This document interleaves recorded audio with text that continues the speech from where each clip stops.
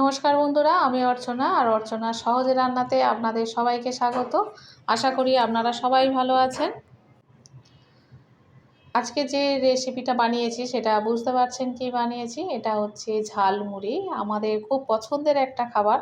আমাদের না, বিশেষ করে বাঙালিদের তো বেশি পছন্দ ঝালমুড়ি বা মশলা মুড়ি, যাই বলি না কেন।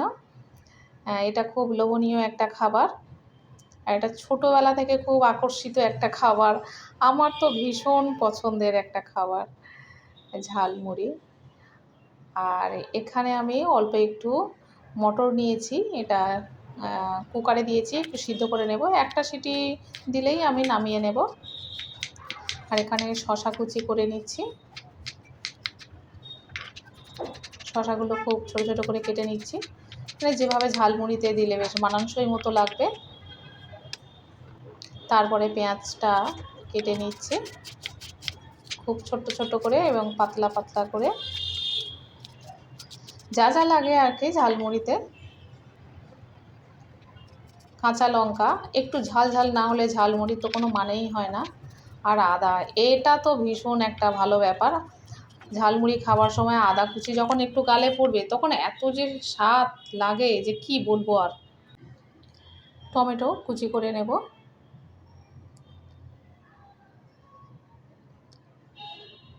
সব কিছু একেবারে স্বাদযুক্ত হতে হবে, এরকম একটা ব্যাপার আছে, তাই সব কিছু একসঙ্গে করে নিয়েছি। এবারে দেখাবো কী কী নিয়েছি। কাঁচা লঙ্কা, আদা কুচি, লঙ্কা কুচি নিয়েছি, টমেটো, পেঁয়াজ, আলু সিদ্ধ করে নিয়েছি আর কাঁচা ছোলা। মটরটা সিদ্ধ করে জল ঝরিয়ে নিয়েছিলাম, এগুলো দিয়েছি। আর দেব কিছু মশলা, খুব সামান্য একটু মশলা।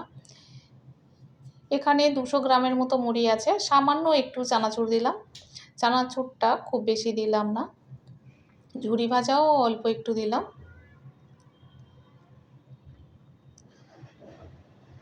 আর বাকি এই সব উপকরণগুলো দিয়ে দেব।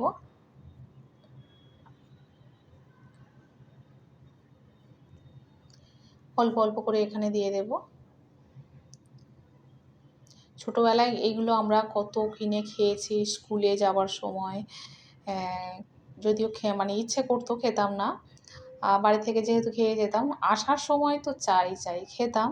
স্কুল বলো কলেজ বলো, এগুলো তো ভীষণ, মানে কি বলবো, বাইরে বেরোলেই খাবো এরকম একটা ব্যাপার ছিল। আর সবথেকে একটা ভালো ব্যাপার ছিল, পরে বলবো এখন নয়, সেটা খুব আকর্ষিত করতো মশলা মুড়ি খাওয়ার ব্যাপারটা।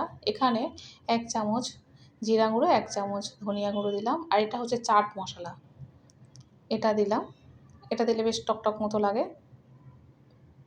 ধনেপাতা কুচি দিলাম। আর দেব সর্ষের তেল। ঝালমুড়িতে একটু সর্ষের তেল একটু বেশি দিতে হবে, না হলে তো মানে ভালো লাগবে না। যে কী স্বাদ কী বলবো। আমার মনে হয় এখন আমরা বাড়িতে বানিয়ে খাচ্ছি তো কী হয়েছে, কিন্তু দোকানে যখন কিনে খেতাম তার স্বাদ যেন এর থেকে আরও বেশি। বাসি হোক, কবেকার মটর সিদ্ধ, যাই হোক না কেন কোনো ব্যাপার ছিল না।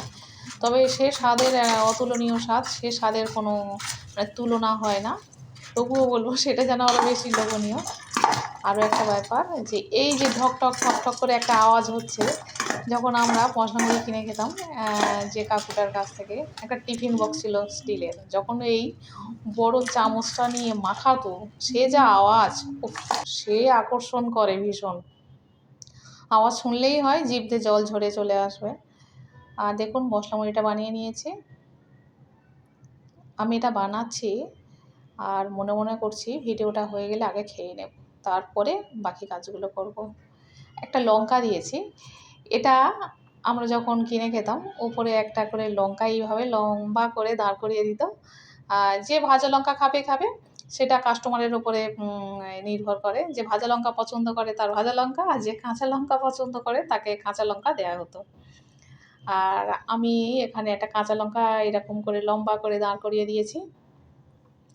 আজকে এই সাধারণ রেসিপিটা আপনাদের কাছে কেমন হয়েছে অবশ্যই করে বলবে, তাহলে আমারও বেশ ভালো লাগবে। ঝালমুড়ি রেসিপি, আমি অর্চনা, আপনারা দেখছেন অর্চনার সহজ রান্না। অবশ্যই করে লাইক, শেয়ার এবং সাবস্ক্রাইব করবেন। দেখা হবে আবার পরের ভিডিওতে।